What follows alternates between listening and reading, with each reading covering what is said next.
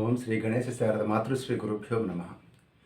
మాణిక్యవీణాముపలాలయంతీం మదాలసాం మంజుల వాగ్విలాసాం మహేంద్ర నీలద్యుతి కోమలాంగీం మాతంగ కన్యా మనసా స్మరామి.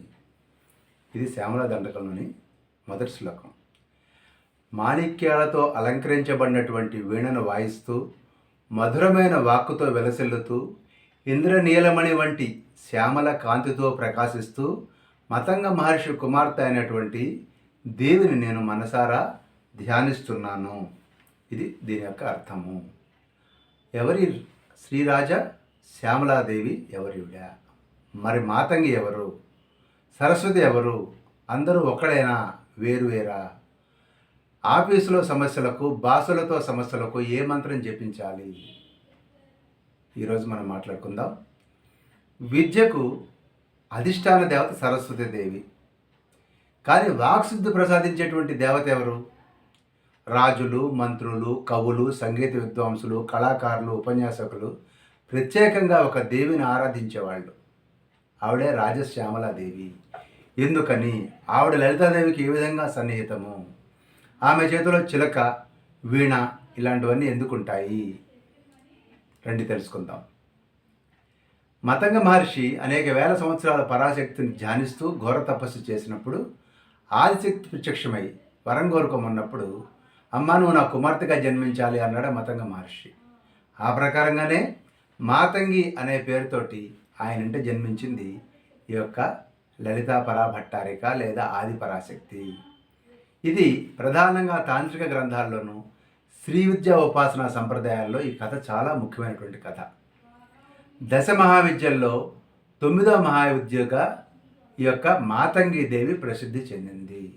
అసలు దశ మహావిద్యలు ఏమండి అంటే కాళి, తార, త్రిపుర సుందరి, భువనేశ్వరి, భైరవి, చిన్నమస్థ, ధూమావతి, బగళాముఖి, మాతంగి, కమలాత్మిక. ఇందులో మాతంగి దశ మహావిద్యల్లో ఒక విద్య అన్నమాట. అయితే ఇక్కడ ఇంకొక మాతంగి అనే పేరు ఇంకో చోట కూడా కనపడుతుంది, ఉచ్ఛిష్ట మాతంగి. ఈ దశమహావిద్య సంప్రదాయాల్లో ఈ రూపం కూడా ఇంపార్టెంటు. ఒక ప్రసిద్ధ తాంత్రిక కథనం ప్రకారం శివపార్వతులు భోజనం చేసిన తర్వాత మిగిలినటువంటి ఉచ్ఛిష్టం అంటే భోజన అవశేషం నుంచి ఉద్భవించినటువంటి అద్భుత దివ్యశక్తి ఈ ఉచ్ఛిష్ట మాతంగి. అయితే అనేక శ్రీ విద్య సంప్రదాయాల్లో రాజశ్యామల మరియు మాతంగి ఇద్దరు కూడా పరస్పర సంబంధం ఉన్నటువంటి రూపాలుగా ఆరాధించడం జరుగుతుంది. ఈ రాజశ్యామలాదేవి గురించి ప్రధానమైన సమాచారం బ్రహ్మాండ పురాణంలో ఉంది, లలితోపాఖ్యానం. అలాగే తంత్ర గ్రంథాల్లో ముఖ్యంగా రాజశ్యామల తంత్రము, మాతంగి తంత్రము, మంత్ర మహోదధి మొదలైనటువంటి శ్రీ విద్యా సంప్రదాయ గ్రంథాల్లో ఈ వివరాలు ఉన్నాయి. అందువల్లనే వివిధ సంప్రదాయాల్లో చిన్న చిన్న భేదాలతోటి ఈ అమ్మవారి గురించి చెప్పడం జరుగుతుంది. ఉదాహరణకి లక్ష్మణ దేశికేంద్రుడు 11వ శతాబ్దంలో రాసినటువంటి శారదా తిలక తంత్రం అనేటువంటి గ్రంథం ఉంది.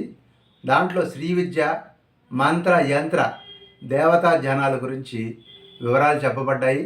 అందులో మాతంగి దేవిని శ్యామవర్ణ, వీణాధారిణి, సుఖవాహిని అంటే చిలుక వాహనంగా కలిగినటువంటిదిగాను, రత్నాభరణ భూషిత, మధుర వాగ్విలాసిని అని వర్ణించడం జరుగుతుంది. ఇది శారదా తిలక తంత్రంలో.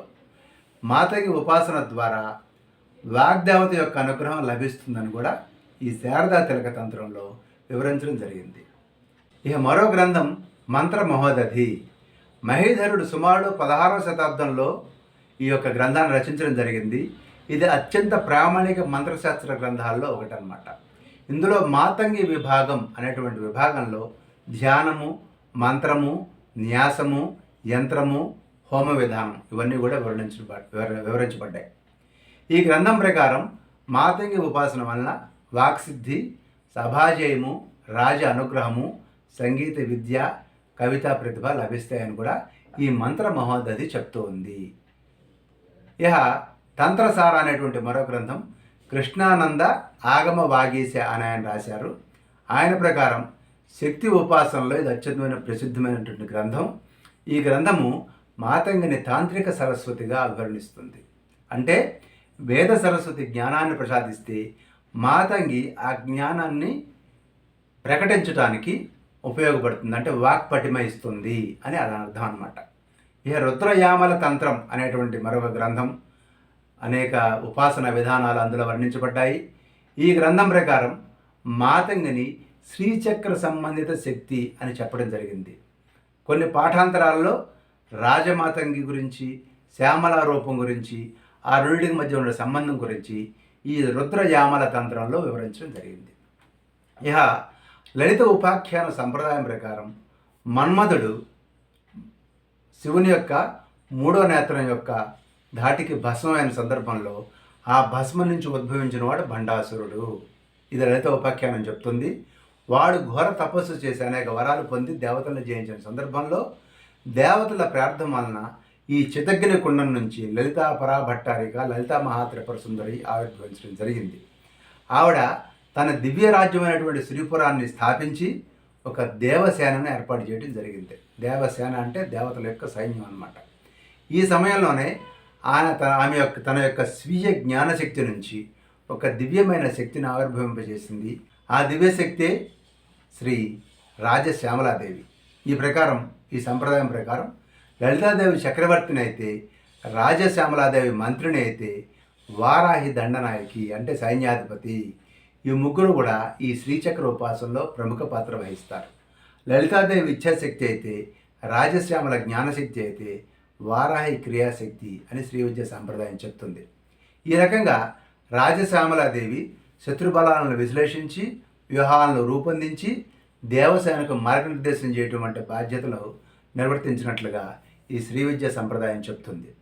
ఈ లలితాదేవి చక్రరాజ రథం మీద యుద్ధం చేసినట్లయితే వారాహి కిరిచక్ర రథం మీద యుద్ధం చేశారని, రాజశ్యామలాదేవి గేయ చక్ర రథం మీద అధిష్టానంగా ఉండి యుద్ధం చేయడం జరిగిందని కూడా ఈ యొక్క శ్రీచక్ర సాంప్రదాయం వర్ణించడం జరిగింది. ఈ రథానికి సంగీతం, నాదం, మంత్రశక్తి ప్రతీకలు అని కూడా చెప్తూ ఉంటారు. సరే, శ్యామలాదేవి గురించి మూల స్వరూపాన్ని గురించి ఒకసారి కనుక తెలుసుకున్నట్లయితే ఆవిడకున్నటువంటి పేర్లు రాజశ్యామలాదేవి, రాజమాతంగి, మంత్రిణీదేవి, సుఖశ్యామల, వీణాశ్యామల, తాంత్రిక సరస్వతి ఈ పేర్లందరూ ఉన్నాయి. ఈవిడ లలితా పరాభట్టారకి యొక్క మంత్రిని. ఈవిడ నీలశ్యామల వర్ణంలో అంటే మరకతమణి రూపంలో లేదా మేఘశ్యామల రూపంలో ఆ యొక్క రంగులో ఉంటుంది అని చెప్పడం జరిగింది. మనం ఇందాక చెప్పుకున్నట్లుగా ఈవిడ జ్ఞానానికి, వాక్సిద్ధికి, సంగీతానికి, సాహిత్యానికి, కళలకు, రాజనీతికి, మేధాశక్తికి కూడా అధిష్టాన దేవత.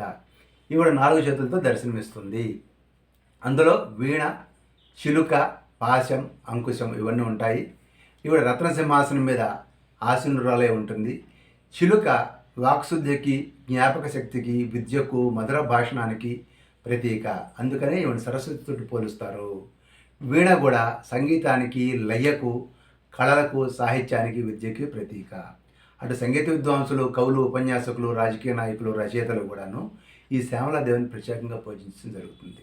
అయితే శ్యామలాదేవికి సరస్వతీదేవికి ఉన్నటువంటి తేడా ఏమిటంటే, సరస్వతీదేవికి విద్యకు అధిదేవత అయితే శ్యామలాదేవి వాక్సిద్ధికి, సంగీతానికి, రాజనీతికి, కళలకు, నాయకత్వానికి అధిదేవత.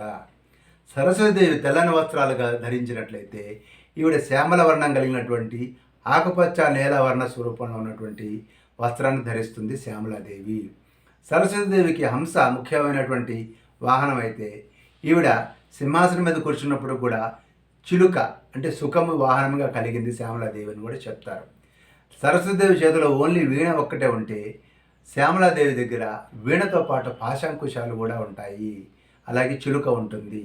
ఇది తేడా. సరే, మాతంగికి సరస్వతికి మధ్య భేదాలు, సారూప్యతలు చెప్పుకున్నాం. ఇక మాతంగి, రాజశ్యామల ఒకళ్ళేనా అని మళ్ళీ క్వశ్చన్ వచ్చినప్పుడు ఇందాక మనం రాజశ్యామలకి సరస్వతికి కంపారిజన్ చెప్పుకున్నాము. ఇప్పుడు మాతంగికి రాజశ్యామలకి కంపారిజన్ చెప్పుకున్నట్లయితే శ్రీ విద్య సంప్రదాయంలో అనేక మంది ఆచార్యులు వీళ్ళిద్దరి మధ్య ఉన్నటువంటి సన్నిహిత సంబంధాన్ని అంగీకరిస్తారు. అయితే మాతంగిని స్వతంత్ర మహావిద్యగా వివరించేటువంటి తాంత్రిక సాంప్రదాయ గ్రంథాలు అనేక ఉన్నాయి. అయితే అందువల్లనే రాజశ్యామల, మాతంగి ఒకటే అని అన్ని సాంప్రదాయాలు చెప్పనప్పటికి కూడా వాళ్ళిద్దరూ కూడా సారూప్యత కలిగినటువంటి దైవశక్తులుగా చెప్పడం జరుగుతుంది.